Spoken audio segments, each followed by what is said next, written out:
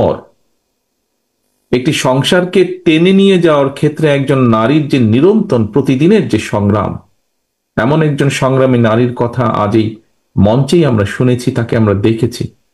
এটি কিন্তু একজন নারীর জন্য অত্যন্ত কঠিন একটি লড়াই, জীবনের প্রতিটি বাঁকে।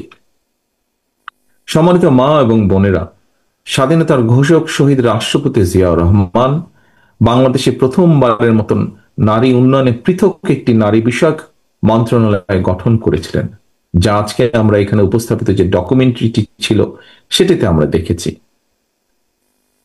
Mother of democracy Begum Khaleda Zia দ্বাদশ শ্রেণী পর্যন্ত নারীদের বিনা বেতনে শিক্ষার সুযোগ চালু করেছিলেন। বিএনপি বিশ্বাস করে দেশের অর্ধেক সংখ্যক নারীকে রাষ্ট্র এবং রাজনীতির মূল ধারার বাইরে রেখে কখনোই আমরা নিরাপদ বাংলাদেশ গঠন করতে পারবো না, নিরাপদ বাংলাদেশ গঠন করা সম্ভব নয়।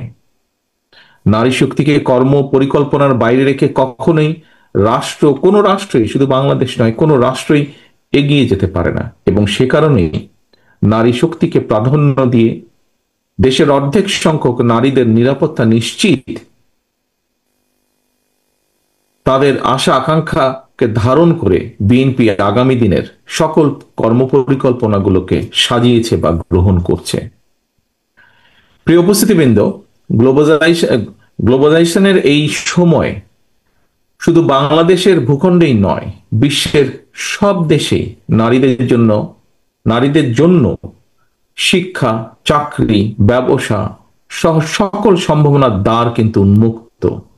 শুধু নারী পুরুষ ভেদাভেদ না করে সবাইকে শিক্ষা দীক্ষায় কমপক্ষে কর্মদক্ষ করে গড়ে তোলা প্রয়োজন অত্যন্ত ভাবে, যদি আমরা দেশকে সামনের দিকে এগিয়ে নিয়ে যেতে চাই।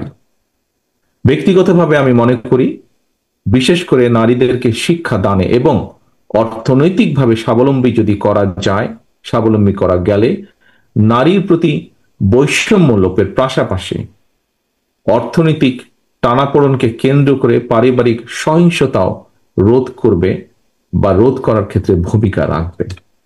এবং সে কারণেই, সেই লক্ষ্যেই আমাদের স্লোগান ক্ষমতায়িত নারী শক্তি পরিবারের মুক্তি। এই কারণেই বিএনপির নীতি মানবিক মূল্যবোধে উজ্জীবিত দক্ষ জনশক্তি তৈরির রাজনীতি, নিরাপদ কর্মপরিবেশ এবং নতুন কর্মসংস্থান সৃষ্টির রাজনীতি।